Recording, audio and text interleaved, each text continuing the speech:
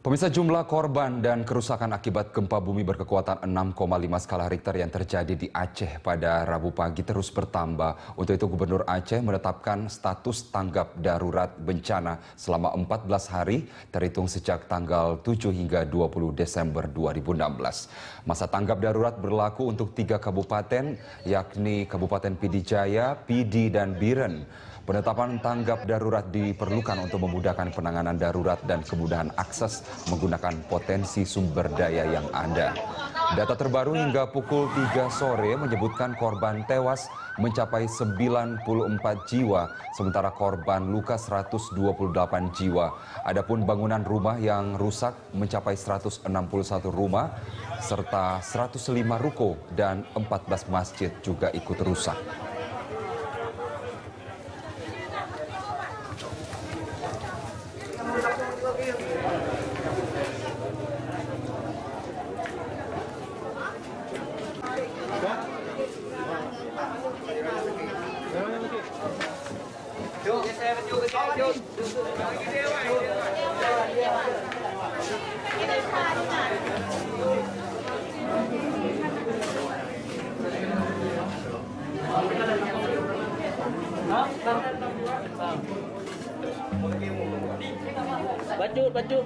Bacut.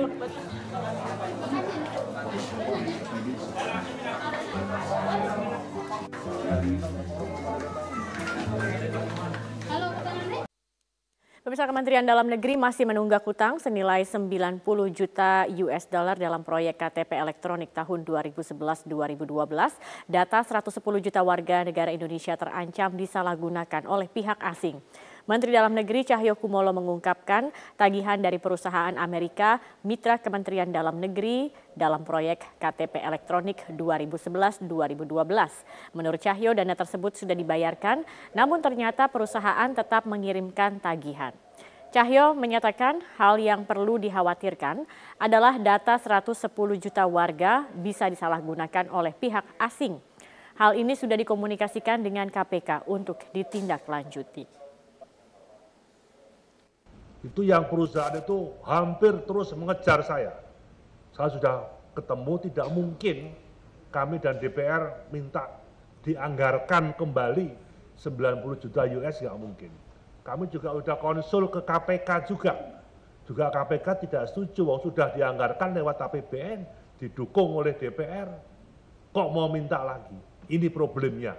Karena ini menyangkut 110 juta data penduduk Indonesia. Inilah headline news pukul 9 waktu Indonesia Barat. Pemirsa, kecelakaan lalu lintas terjadi di Jalan Lintas Sumatera Jalur Medan menuju Aceh antara sebuah mobil pickup yang membawa pekerja PLN dan sebuah minibus. Akibatnya 1 orang tewas dan 7 lainnya luka-luka. Peristiwa berawal saat mobil pickup membawa 8 orang pekerja kontrak pemasangan tiang PLN yang melaju dengan kecepatan tinggi dari arah Medan menuju Pangkalan Berandan. Namun naas saat hendak melewati truk di Jalan Lintas Sumatera, Desa Air Hitam, tiba-tiba mobil oleng hilang kendali kemudian menabrak mobil minibus yang datang dari arah berlawanan hingga kedua mobil terbalik. Polisi lalu lintas yang turun ke lokasi kejadian bersama warga mengevakuasi semua korban ke RSUD Tanjung Pura. Seorang penumpang pickup tewas saat dalam perjalanan menuju rumah sakit, sedangkan 7 pekerja kontrak PLN lainnya mengalami luka-luka.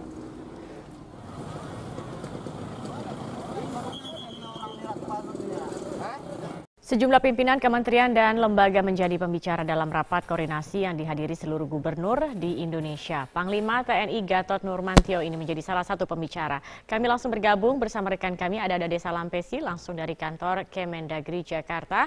Dari apakah rakor yang dihadiri dengan Panglima TNI ini terkait dengan aksi unjuk rasa pada 2 Desember mendatang? Secara implisit, tuan rumah Menteri Dalam Negeri Cahyokumolo mengungkapkan bahwa rapat koordinasi yang dihadiri oleh hampir seluruh gubernur dari seluruh Indonesia ini tidak membahas situasi ataupun dinamika politik di seluruh Indonesia jelang rencana aksi unjuk rasa 2 Desember mendatang di DKI Jakarta. Untuk kali ini rapat koordinasi pembicaranya ada 7 orang dari level pimpinan lembaga maupun kementerian dan beberapa di antaranya memang digelar secara tertutup sehingga tidak bisa diliput oleh media. Salah satu pembicara pada saat menyampaikan materi secara tertutup ialah Menko Polhukam Wiranto. Usai memberikan materinya, Wiranto mengungkapkan bahwa apa yang dia sampaikan kepada para gubernur hanyalah sebatas pemetaan keamanan politik dan hukum yang sudah dilakukan oleh pihak Menko Polhukam. Selain itu, Menko Polhukam juga menyatakan bahwa ada 3 daerah yang dinyatakan rawan terkait dengan pelaksanaan Pilkada 2017 tahun depan, diantaranya ialah Aceh, DKI Jakarta, dan juga Papua. Ketiga daerah ini dianggap memiliki indikasi penuh rawan atau indikasi yang tinggi terhadap tingkat kerawanan pada gelaran pilkada mendatang. Namun Wiranto menolak untuk menjabarkan apa saja indikasi-indikasi tersebut, sehingga ketiga daerah tadi yaitu Aceh, DKI Jakarta, dan juga Papua dikatakan sebagai daerah yang rawan untuk gelaran pilkada mendatang. Selain itu, ada satu aspek yang dianggap rawan dalam pilkada nanti, yaitu kemungkinan terjadinya penyalahgunaan kewenangan yang dilakukan oleh kontestan ataupun pasangan petahana. Selain itu, Panglima TNI Jenderal Gatot Nurmantio juga baru saja memberikan koordinasinya di hadapan para gubernur secara terbuka.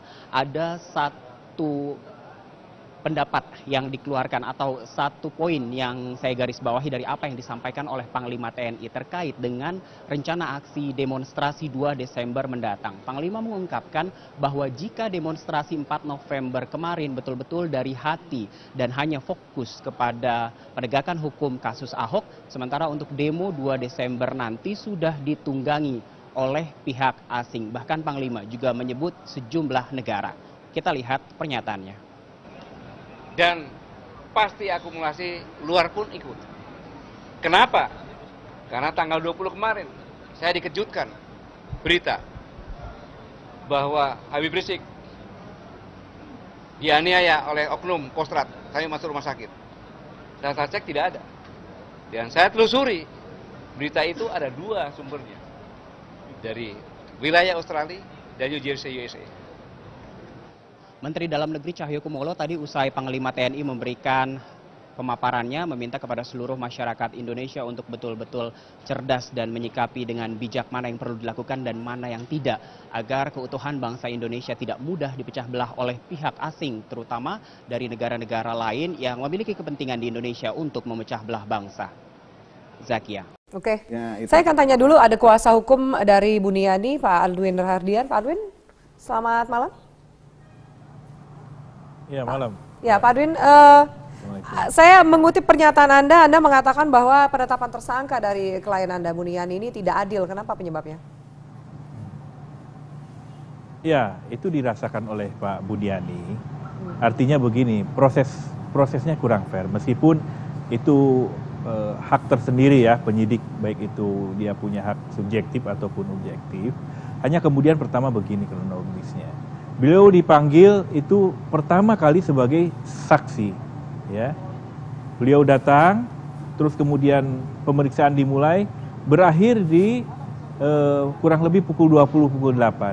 Ketika selesai penandatanganan BAP, langsung disodorkan surat penangkapan, ya kan? Dan hal itu tidak lazim begitu menurut kami. Karena apa? Yang lazim harusnya seperti apa menurut Pak Buni Anda? itu kan ada di kantor. Begini, tidak perlulah surat penangkapan itu keluar. Sekarang dengan kasus yang sama, apple to apple misalkan dengan Pak Ahok, keluar nggak surat penangkapan? Sampai kemudian 1 kali 24 jam diperiksa di Polda Metro misalkan. Kan tidak juga. Apalagi yang bersangkutan datang ke kantor. Buat apa begitu keluar surat penangkapan, ya kan? Tapi lagi-lagi itu ya hak penyidik, kita hargai. Tapi kemudian itu disesalkan oleh klien kami, Pak Buniani, bahwa ini tidak equal. Ya. Kalau yang tidak kedua, adil, Anda ada rencana untuk peradilan digelar, status tersangka klien Anda, Pak Aldwin? Ya, kita nanti akan kaji secara bersama, tapi tentunya akan seperti itu. Karena apa? Pertama, ini tidak digelar secara terbuka. Ya, gelar perkaranya harusnya terbuka seperti apa yang terjadi pada kasus Pak Ahok. Terbuka di sini bahwa satu sama lain menyodorkan para saksi ahli. Ya, apalagi yang dituduhkan ini Undang-Undang ITE pasal 28 ayat 2. Ya, di mana sangat multi interpretasi. Apalagi yang dipersoalkan kan sudah bukan video lagi.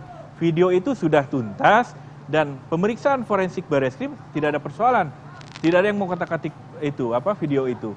Tapi itu kan yang utama karena pertama kali sumbernya adalah Pemprov DKI. Yang kedua, ya, yang dipersoalkan itu adalah caption. Ya, caption, intisari dan pendapat pribadi Pak Buni. semua orang melakukan hal yang sama. Pak Buni mengupload ulang itu tanggal 6 Oktober. Ya, dia mengupload ulang dari media NKRI, ditambahkan caption di bawahnya. Ya. Nanti saya akan bacakan ya Pak. Saya akan bacakan Pak Arwin melakukan hal yang sama. Supaya pemirsa juga paham apa yang disangkakan terhadap klien Anda Buniani ini. Tersangkanya adalah kasus dugaan pencemaran nama baik dan penghasutan terkait SARA, bukan karena mengupload video tersebut. Nanti saya akan bacakan 3 paragraf yang kemudian dianggap pihak kepolisian sebagai salah satu alat bukti. Kami lanjutkan pemirsa sesaat lagi. Tetaplah bersama kami di Prime Time. Bismillahirrahmanirrahim. Assalamualaikum warahmatullahi wabarakatuh. Pertama-tama saya ingin menyampaikan terima kasih kepada seluruh jajaran pimpinan KPK yang telah menginformasikan mengenai kejadian operasi tangkap tangan terhadap salah satu staf di Direktorat Jenderal Pajak. Tentunya saya sangat kecewa terhadap tindakan dari aparat pajak, terutama pada saat kami semuanya sedang di dalam proses untuk membangun kembali kepercayaan wajib pajak melalui suatu program tax amnesty yang ini menggambarkan dibutuhkannya kepercayaan dua belah pihak, yaitu dari wajib pajak dan juga dari aparat pajak.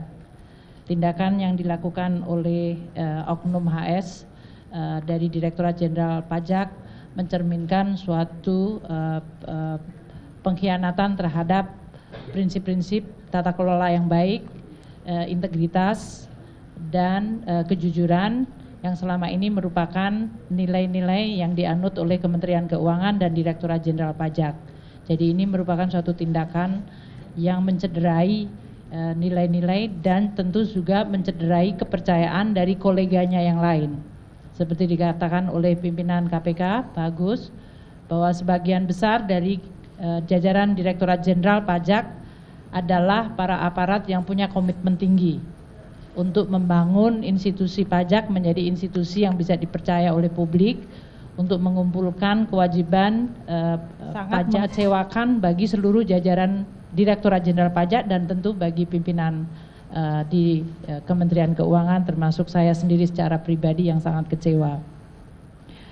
Kami Kementerian Keuangan, saya sendiri akan terus mendukung langkah KPK untuk mengusut kasus ini secara tuntas. Kasus ini sudah masuk di dalam proses penegakan hukum dan oleh karena itu Kementerian Keuangan akan berkomitmen membuka akses yang seluas-luasnya bagi KPK untuk mendalami kasus ini. Karena saya sangat menginginkan bahwa momentum ini akan menjadi salah satu trigger atau pemicu yang kredibel bagi pembersihan dan perbaikan Direktorat Jenderal Pajak. Kalau kami selama ini berkomunikasi bahwa melalui tax amnesty dan reformasi kami ingin membangun kepercayaan publik, maka kami menganggap bahwa hikmah dari OTT ini adalah suatu upaya yang jauh lebih sistematis dan kredibel untuk membangun Direktorat Jenderal Pajak yang bersih dari korupsi dan memiliki nilai integritas yang baik. Kami juga akan bekerja sama dengan KPK untuk mengintensifkan berbagai upaya pencegahan korupsi dan memperbaiki sistem tidak hanya di Direktorat Jenderal Pajak, tadi di Kementerian Keuangan keseluruhan. Kami menganggap bahwa Kementerian Keuangan merupakan lembaga yang sangat penting, sangat strategis yang memiliki amanah untuk mengelola keuangan negara secara bersih dan kredibel. Dan itu tidak mungkin dilakukan secara sendiri tanpa ada bantuan dan dukungan dari institusi yang kredibel seperti KPK. Sehingga saya sangat menyambut dan meminta untuk KPK membantu kami.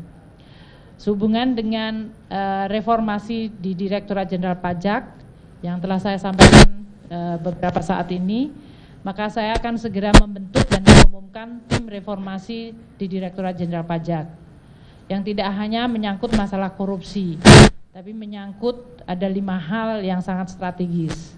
Yang tentu pertama adalah masalah SDM dan Code of Conduct, yang ini menyangkut masalah integriti, pembersihan terhadap aspek-aspek korupsi, tapi lebih kepada juga perbaikan skill, kompeten, dan profesionalisme.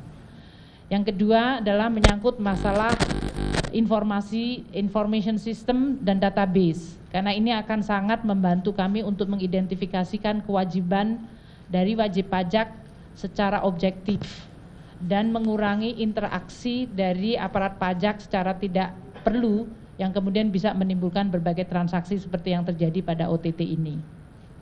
Yang ketiga, kami perlu dan memandang penting untuk memperbaiki bisnis proses. Selamat malam, Anda menyaksikan Headline News pukul 21 waktu Indonesia Barat. Pemirsa, Polda Metro Jaya telah menetapkan Buniyani sebagai tersangka terkait dugaan pencemaran nama baik. Untuk mengetahui informasi selengkapnya, kita simak langsung mendengarkan keterangan pers dari Kabid Humas Polda Metro Jaya, Kombes Pol Awi Setiono. Romawi 10 2016 PMJ di Reskrim Sus pada tanggal 7 Oktober 2016. Kita ketahui bersama bahwasannya LB tersebut pelapornya adalah Andi Windo Wahidin SHMH. Kasusnya tentang pencemaran nama baik dan penghasutan atau SARA. Adapun untuk identitas terlapor, yaitu nama BY, jenis kelamin laki-laki, tempat tanggal lahir Lombok Timur 16 Mei 1969, pekerjaan dosen agama Islam, Kewarganegaraan Indonesia, alamat Kalibaru, Permai, Blok B2, nomor 15, RT 002007, Kelurahan Kalibaru, Kecamatan Cilodong, Depok, Jawa Barat. Hasil dari proses penyidikan selama ini yang telah dilakukan oleh Subdit Cybercrime Polda Metro Jaya sudah melakukan pemeriksaan terhadap saksi-saksi, kemudian saksi ahli, sampai dengan hari ini kita telah melakukan pemanggilan terhadap terlapor. Tadi pagi sekitar jam berapa tadi Pak Roberto? Jam 11 ya. Ya, kita panggil jam 10, jam 11 hadir sebagai saksi. Dan tadi sampai dengan pukul sekitar 19.30 ya, selesai dilakukan pemeriksaan sebagai saksi. Namun demikian dengan hasil pemeriksaan, hasil konstruksi hukum, pengumpulan alat-alat bukti dari penyidik, pada kesempatan malam hari ini sekitar pukul 20.00 dengan bukti permulaan yang cukup, yang bersangkutan saudara BY kita naikkan statusnya menjadi tersangka. Bahwasanya yang bersangkutan dari tuduhan persangkaan oleh pelapor terkait dengan pencemaran nama baik dan penghasutan SARA yang dapat kita penuhi terkait dengan unsur-unsur perbuatan pidananya, yaitu terkait dengan Ini ada informasi terbaru, kami baru saja mendapatkannya. Telah terjadi gempa yang cukup besar yang mengguncang wilayah Jepang. Gempa berpotensi menimbulkan tsunami. Gempa mengguncang dengan kekuatan sekitar 6,9 hingga 7,3 skala Richter. Gempa terjadi di wilayah timur laut Jepang pagi ini dan berpotensi terjadi tsunami. Tsunami diperkirakan akan menyapu wilayah prefektur Fukushima, Jepang. Gelombang tsunami diperkirakan mencapai ketinggian 3 meter yang akan menyapu wilayah timur laut. Badan Geologi Amerika Serikat mengatakan gempa berkekuatan 6,9 skala Richter dengan kedalaman sekitar 11,3 km. Namun Badan Geologi Jepang memperkirakan gempa berkekuatan 7,3 skala Richter ini terjadi pada pukul 6 pagi waktu Jepang di perairan Fukushima. Di wilayah timur laut Jepang terdapat 4 lempeng tektonik yang memungkinkan terjadi gempa setiap tahunnya. Sebelumnya beberapa tahun lalu wilayah ini juga pernah diguncang gempa yang cukup hebat. Waktu itu reaktor nuklir Fukushima rusak berat dan warga harus dievakuasi. Sementara pada bulan April lalu gempa mengguncang prefektur Kumamoto di wilayah selatan Jepang. 1.700 orang dievakuasi dan 50 orang meninggal dunia.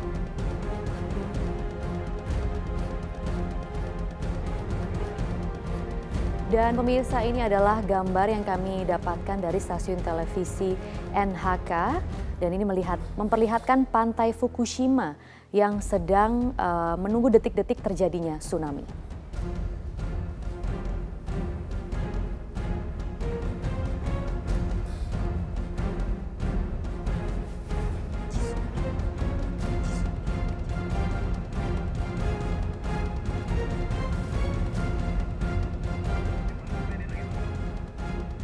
Ya, Jepang memang merupakan negara pemirsa yang sering terjadi gempa yang juga berpotensi terjadi tsunami dan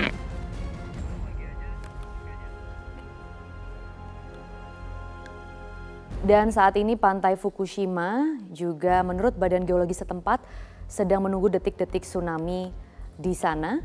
Dan pemirsa, gempa dengan kekuatan sekitar 6,9 hingga 7,3 pada skala Richter ini mengguncang wilayah Jepang pada sekitar pukul 6 waktu setempat. Gempa terjadi di wilayah timur laut Jepang pagi ini dan berpotensi terjadi tsunami.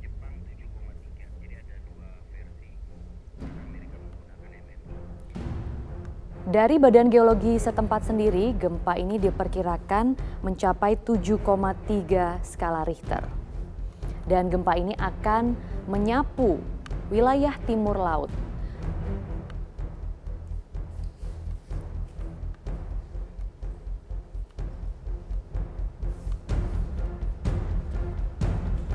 Dan pemirsa, di wilayah timur laut Jepang terdapat 4 lempeng tektonik yang memungkinkan terjadi gempa setiap tahunnya. Sebelumnya beberapa tahun lalu wilayah ini juga pernah diguncang gempa yang hebat. Waktu itu reaktor nuklir Fukushima rusak berat dan warga harus dievakuasi.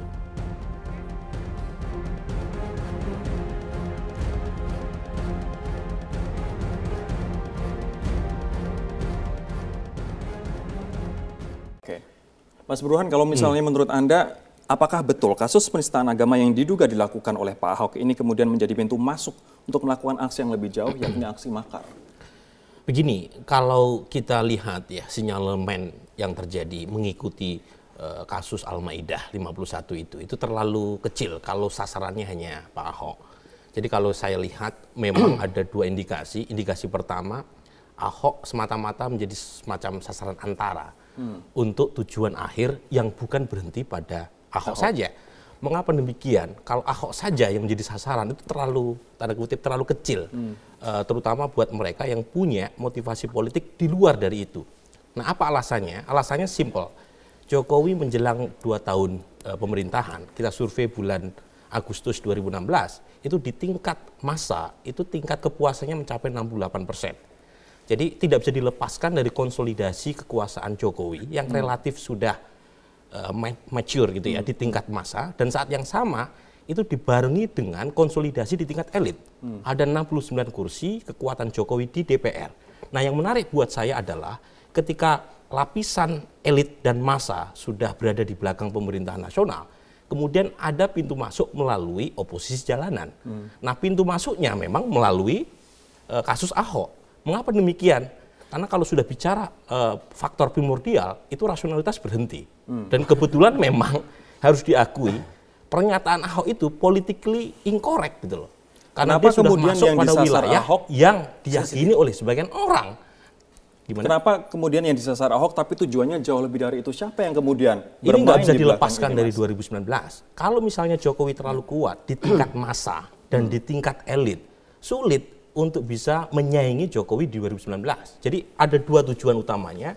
Pertama, kalau misalnya tidak dibikin semacam make a dent, dibikin semacam dance itu apa ya, semacam kelemahan gitu ya dari sekarang terhadap Jokowi, itu susah untuk mengalahkan di 2019. Yang kedua, harus diakui ada juga pertarungan internal siapa yang mau mendampingi Jokowi. Dan Ahok merupakan salah satu favorit. Kandidat. Setidaknya kalau kita survei bulan Agustus, dia paling tinggi elektabilitasnya sebagai cawapres Jokowi. Kalau kemudian kasus ini itu praktis selesai sebenarnya buat Ahok kalau ingin menjadi cawapres. Kita harus jeda terlebih dahulu. Ada persoalan internal juga. Hingga sore ini proses pencarian 15 nelayan KM Mulia Jati masih berlangsung, dan untuk mengetahui perkembangan terbaru proses pencarian, rekan Ferry Prihardi akan menyampaikan laporan selengkapnya langsung dari Tuban, Jawa Timur. Ferry, apakah pencarian dari tim SAR sudah membuahkan hasil, Ferry? Ada sekitar pukul 13.30 atau 1 jam setengah yang lalu, tim di posko antemortem DVI yang ada di dermaga PT TI ini mendapatkan informasi dari tim pencarian yang berada di titik lokasi bahwa sudah ada 3 nelayan yang ditemukan pada pencarian dari pagi hingga siang hari ini. Namun ketiga yang sudah ditemukan tersebut belum diketahui identitasnya, dan 3 ditemukan dalam kondisi tewas. Saat ini ketiganya tengah dalam perjalanan untuk dibawa ke dermaga untuk selanjutnya diidentifikasi oleh tim dari Disaster Victim Identification Bidokes Polda Jawa Timur. Nanti 3 yang sudah ditemukan tersebut akan dibawa untuk selanjutnya diidentifikasi di RSUD Tuban, dan proses identifikasi dengan menginput atau memasukkan seluruh informasi yang berasal dari seluruh pihak, baik itu dari pihak pemilik kapal, pihak keluarga, dan juga pihak kepolisian, masih terus dilakukan hingga saat ini. Terhitung sejak pukul 14 tadi, 15 identitas sudah diketahui secara nama, dan 2 nama yang baru masuk adalah atas nama Budi Kurniawan ataupun Wawan, dan juga Marto atau Andri. Keduanya merupakan warga Kecamatan Jekulo, Kabupaten Kudus. Dan saat ini sambil menunggu proses pencarian di lautan yang berkisar 40 km dari pantai di Tuban ini masih terus berlangsung. Diperkirakan batas pencarian untuk hari ini akan berlangsung hingga pukul 17 ataupun 17.30 melihat kondisi cuaca dan juga melihat kondisi pencahayaan, karena proses pencarian tidak mungkin dilakukan setelah malam hari. Ade. Ya, Ferry, lalu bagaimanakah dengan kemungkinan penyebab terjadinya tabrakan tersebut, Ferry? Ya, dari informasi yang kami kumpulkan dari tim kami di Surabaya yang mewawancarai Kasih Tertib Pelayaran di Kesyah Bandaran Utama Tanjung Perak, bahwa segala kemungkinan bisa saja terjadi, namun penyebab pasti dari 2 kapal, yaitu MV Tyson 4 yang berbendera Vietnam dan juga KM Mulia Jati masih harus diteliti hingga nanti akan ditemukan kemungkinan ataupun penyebab pastinya. Namun kemungkinannya sampai saat ini ada 2 kemungkinan besar. Yang pertama adalah KM Mulia Jati tidak menyalakan lampu penerangan sehingga kondisi tersebut gelap, dan KM Mulia Jati tidak terlihat oleh MV Tyson 4 sehingga tertabrak. Kemudian kemungkinan lainnya adalah MV Tyson 4 tidak menyalakan radar sehingga tidak bisa mendeteksi keberadaan kapal-kapal yang berada di sekitarnya, sehingga timbullah atau terjadilah tabrakan tersebut. Namun secara ketertiban dari kedalaman kapal tersebut berlayar, 2 kapal tersebut berlayar, dan juga jalur tidak ada yang dilanggar atau tidak ada yang salah, dan sampai saat ini harus dilakukan pendalaman lebih lanjut untuk mengetahui penyebabnya.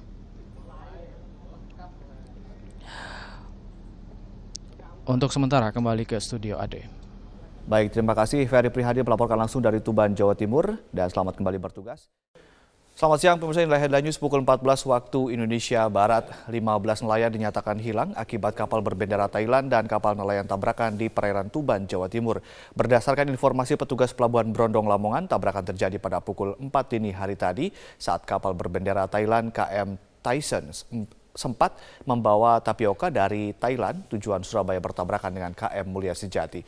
Dan untuk mengetahui bagaimana upaya pencarian 15 nelayan yang hilang, saat ini kita sudah terhubung dengan Pak Misngadi, Syah Bandar Pelabuhan Brondong, Lamongan, Jawa Timur. Selamat siang, Pak. Selamat siang. Ya, bagaimanakah upaya atau bagaimanakah kronologis peristiwa ini, Pak? Siap. Kronologi kejadian ini tadi pagi sekitar pukul 4 pagi. Itu kapal nelayan Mulia Sejati ditabrak MV Tyson 4. Ya. Di posisi kurang lebih 17 mil dari Pelabuhan Brondong gitu, Pak. Ya. Bagaimanakah upaya pencarian saat ini, Pak? Untuk posisi sekarang sudah dalam taraf evakuasi terhadap 12 orang yang selamat. Untuk yang 15 masih belum diketahui nasibnya. Jadi ini yang 12 untuk dievakuasi ke Pelabuhan Lamongan Sorbes untuk mendapatkan pertolongan lebih lanjut gitu Pak. Jadi masih 15 orang masih dicari ya Pak Misngadi ya? Siap, ini Basarnas beserta tim lainnya menyisir para korban tersebut untuk mencari keberadaan mereka gitu Pak. Baik, Pak Misngadi, dari 15 orang yang masih dicari, apakah warga negara mereka semua warga negara Indonesia Pak? Oh, yang dicari ini warga negara kita Pak. Ini baik. Nelayan dari Juwana, Jawa Tengah gitu Pak. Ya. Baik, terima kasih Pak Misngadi telah memberikan informasi kepada kami.